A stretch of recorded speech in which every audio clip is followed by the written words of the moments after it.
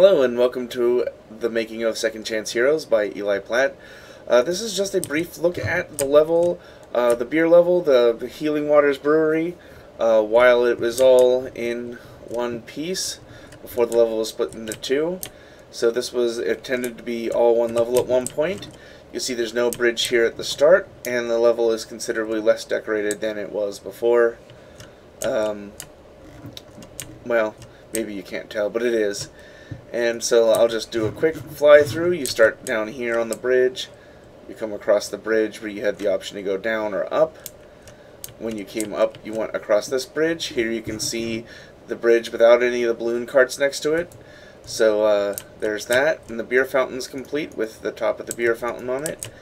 Here's the giant cliffs using some old mushrooms when there's only two colors. And there's a missing texture up there where you could come all the way down to the bottom.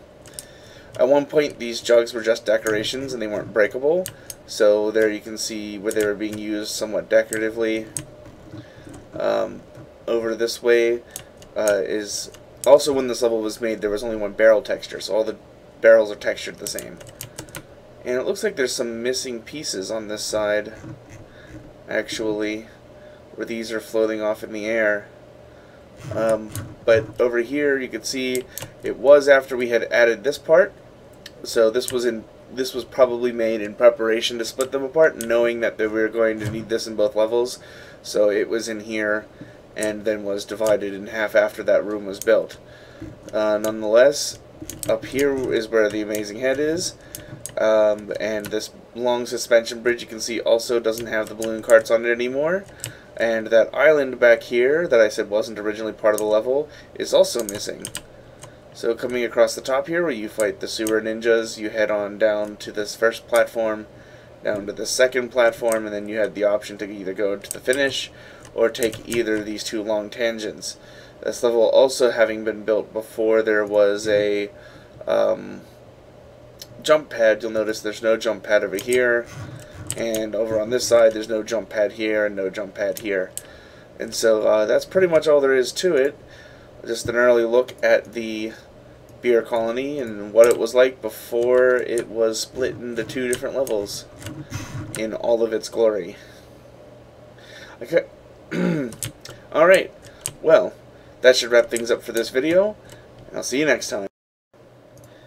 Hello, and welcome to just another brief little look here at the Tanks for Nothing level before it was edited to be two different levels. These white textures are textures that are deleted, so don't mind them. You can see the shipping containers here, and the first level where you would come up through. Here's where the bomb was, and originally these tanks went all the way through here because there was this path through the level as if they were manufacturing tanks, where you could see tanks coming up around this side, past them knocked over shelves and out of the level, and then other tanks coming up this way. Anyway, after you were past the big bomb, you would come across, and you might remember in the first half when I talked about both ends of this bridge being a horse shape at one point in time. You can see that there. And then also, there's no large door and no tank and no side area over here, and all of this area clearly was rebuilt as well. And so this is the original corner that was on there, and that was all torn apart and rebuilt. Coming down to here, you can also see there's no football helmet, and actually this appears to be a slightly older version of the level where there were a bunch of shipping containers and things over here that were there before the football helmet. And so this is being a little bit older than that. Doesn't have that. I don't have that version because the other version that you saw has the football helmet in it. Either way, once you got into this area, there was a lever in here you could pull to open the second door, and then you came up this way onto the top of these things here. You can see where the old machine gun emplacement was. Then where the new one is, it's got like that tall thing, and you can see where there is a generator added that isn't here either.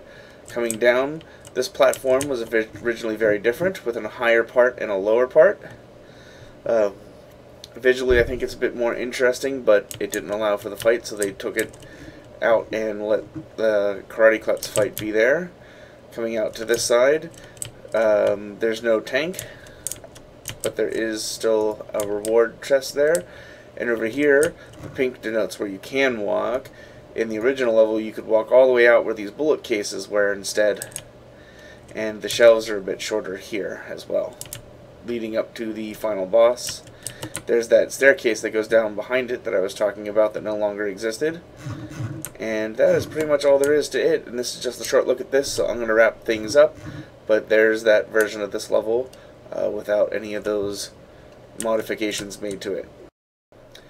Hello, another scrap I'd like to show you guys. This was a test level we made for a level where you would play against your friends, racing them in a zombie killing sprint to the end.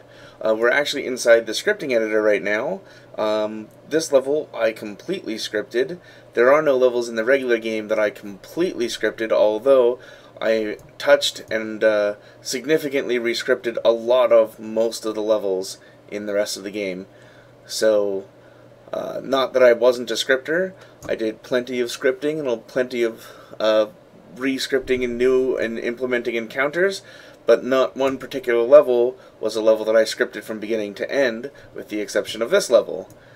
And so I just wanted to take a look in the scripting editor here. You can see if I turn off these other groups, any scripts that go between groups, which are considered something you sort of don't want to do, you'll notice that this level does not have any of those gray arrows, meaning that when I'm looking at individual groups, there are no group items connected to groups that they don't belong in. If you follow me there, and here you can take a look at all of my group connections, seeing that I took significant advantage of that, sending signals back and forth between the various groups. However, it is unlikely that you guys particularly care about that. But I will give you a run through of this level in play, but for now I'll do the fly through. So this level is not decorated, and it wasn't really intended to ever see the light of day. It was a very large test level, probably the largest test level we've ever made, unless you count the super early levels that we deleted all of. And these particular levels, or this particular level, was intended to be used by the programmers to add functionality for race mode if we were going to do race mode. This level was built at the way later. This was expected to be, if we even implemented race mode, to be done in sort of an expansion, and we've moved away from that idea. But this level still exists, and so the functionality to play it in 4 players and not have some problems isn't quite there, but the level is still somewhat playable. And you start in one of these 4 safe rooms. All of the paths encounter the same kind of battles just because they are, you know, it is a race at the end of the day. So you come out and you fight the Amazing Head. He has these 2 grates that open and allow zombies out. You can switch back and they'll warn you before they open, and you can stand on them to stop them. Once you win, you'll be able to pull one of these levers to blow up the TNT pile and then leap to the next part of the level. Now, the reason there's 2 levers is once you've activated your springboard, one of these levers unlocks on all 4 players. So you can see the 2 there, the 2 there, and the 2 there. Pulling that second lever enables traps that are used against you. The more other players who pull their levers, the more traps that are on, and it's scripted in a way that the person who finishes first could get hit with all 3 other players. The player who finishes second can get hit by 2 players, and the final player who finishes third can only get attacked by 1 player, and the player in last place will never have any traps on for them. But those traps are in the next part. So you leap all the way across the level, say over to here, where you fight a karate klutz and waves of body parts zombies that pull you around, and there's a bunch of other smaller zombies that leap in from the sides. You also have a cannon that you can shoot at the other side to try to do some damage to them and slow them down. Once you defeat this encounter, the traps begin. You blow up this pile, and there's a bunch of grabber hands to slow people down.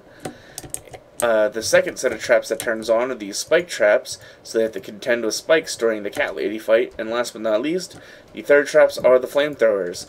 So if you're way ahead and everyone else pulls their levers, you could be dealing with grabbers and spike traps and flamethrowers during the cat lady fight. The winner, their door opens, the other doors all lock, and they get the treasure chest. And that is pretty much all there is to it. All 4 paths of this level work, although when I do the playthrough, I'm only going to play through one of them. But I thought it was a neat little thing to throw in. And so that about wraps this up.